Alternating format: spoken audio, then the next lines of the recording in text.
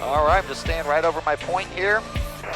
Right abeam the numbers on the downwind, maintaining coordination, maintaining my airspeed. Banking up to 60 degrees. All right, we've got about 1,000 feet to go before we get to our traffic pattern altitude.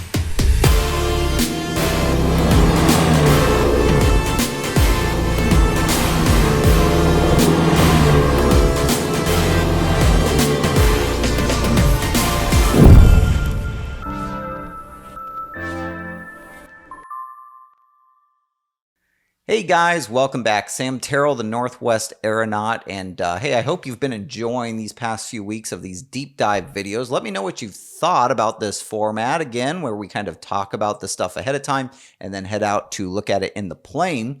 As we end this flight that I did on this smoky day, I decided to do a steep spiral over the airport down to a power off 180 down to the runway, which again, we've been talking about the real life scenarios in which we'd be using some of these maneuvers. We talked about demo stalls last week and the scenarios in which you'd see those happening. So when we're talking about steep spirals, well, this is exactly the type of situation you'd be using this for. It's for when you perhaps had an engine failure, you're right over the spot where you want to land, so you steep spiral over it down to a position where you can perform your power off 180 straight to your landing spot. So we're going to head out to the plane and just demonstrate this, but let's talk about the steep spiral and power off 180 real quick. Of course, the steep spiral is basically just like a turn around a point. We are going to be going in a circle around a designated point and using our bank angle to correct for the wind.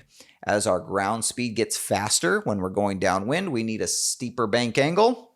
Got my little airplane right here. We need a little steeper bank angle to count for that faster ground speed. And of course, as we're going upwind and our ground speed gets slower, we don't need nearly as much bank angle.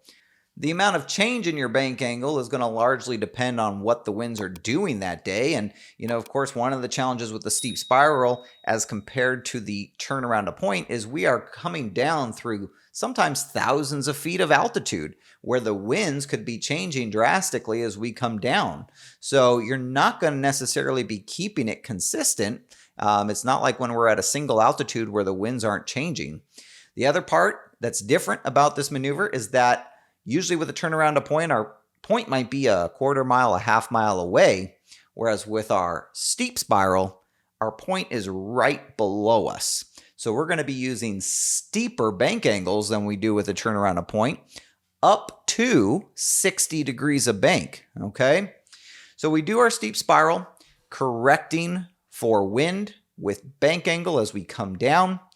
Then our goal is to put ourselves on essentially what would be a downwind leg. In this case, we're landing at an airport, so it's pretty straightforward. But let's say you were landing in a field or somewhere else in an engine out scenario. You want to basically put yourself at 1,000 feet AGL on a downwind type leg, basically abeam your landing spot, abeam the numbers, okay? So today we're coming down, we're putting ourselves on the downwind leg at 1,000 feet. From there, it's just a regular power off 180. Let's review the tools that we have available to us when it comes to not just a power off 180, but realistically any approach where power is not an option to change. Sometimes I practice power off 180s by doing power on 180s, where we don't pull the power to idle, but we actually pull it to maybe 1,500 RPM, a lower moderate power setting, to where you will come down, but a lot slower than if it was power off. And you control the energy management of the plane the same way, whether you have power on or power off. But in this case, we have three primary tools when we're talking about the energy management, and a fourth kind of technique that I use. So our three primary tools would be things like flaps, forward slips, and the geometry of our approach. Now, these tools are finite. You only have so much of them, particularly when it comes to flaps. The geometry of your approach and the forward slips are much more kind of nimble. You can use them in many different ways. You can put a forward slip in, you can take it out. It's a great versatile tool. But flaps, you have a finite amount and you can't really take them out. So flaps are something I try to reserve for only if and when I need them in any type of power off approach. Ideally, I'm having my commercial candidates do power off 180s with no flaps. And then if they happen to need 10 or 20 degrees towards the end, then they can use them. But I'm a big fan of trying to do power off 180s with zero flaps and utilize the geometry of our approach and forward slips as much as possible. Now, the fourth kind of technique that I implement is when I am abeam the numbers downwind, I will pitch for 10 over best glide. And I do this because as I am designing the geometry of my approach, I can design it based off that airspeed, 10 knots over best glide. And then if through my kind of design process, I accidentally get blown too far away on my downwind, or I find myself kind of getting sucked down from downdrafts and getting too low, I have 10 knots of airspeed to which I can pitch up and extend my glide.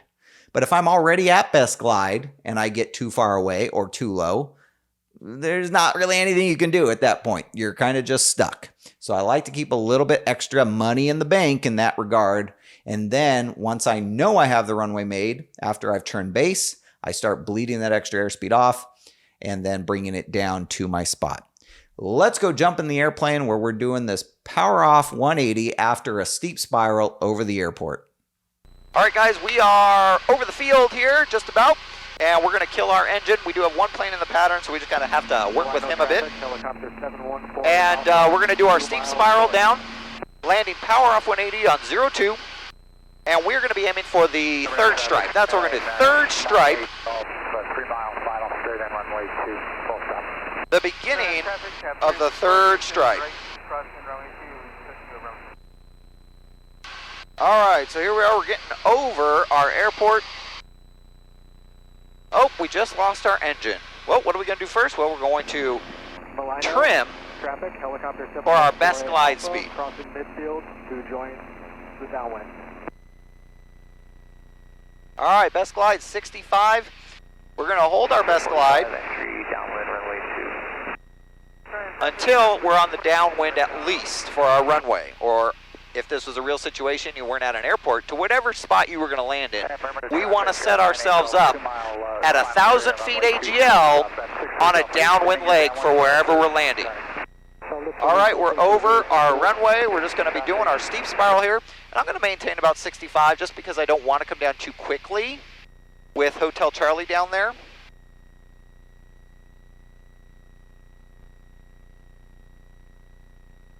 But here we are, we're doing our steep spiral. And I kind of doing it right over what would be my abeam the numbers point on the downwind. That's kind of where I'm doing it over so that I kind of just roll out right abeam the numbers. All right, I'm just staying right over my point here. Right abeam the numbers on the downwind, maintaining coordination, maintaining my airspeed. Banking up to 60 degrees. All right, we've got about 1,000 feet to go before we get to our traffic pattern altitude.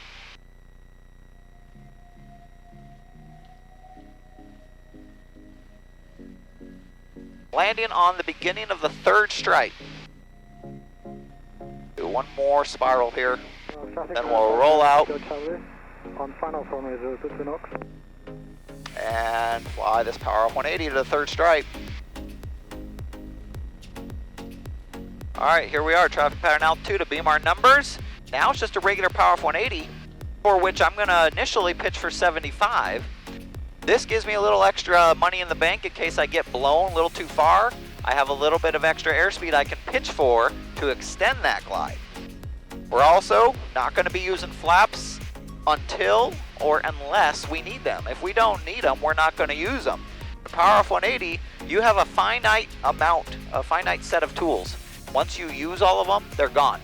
So we want to save them as much as we can, like having a certain, 3 matches on a desert island to start a fire. Once you use them, they're gone. So we want to be very calculated on when and how we use those. Traffic 65813 left base 02. Traffic 90 Hotel Charlie, clear runway 02. Taxiing back to 02. We'll wait for traffic to land Twin Oaks. All right, using the geometry of my approach to lose altitude. Going to use a forward slip here a little bit to lose some altitude so we don't gain airspeed. A little bit of a slip. Little bit of a slip this way. Milano traffic, helicopter 7. All right, third stripe is what we're coming down for. 32.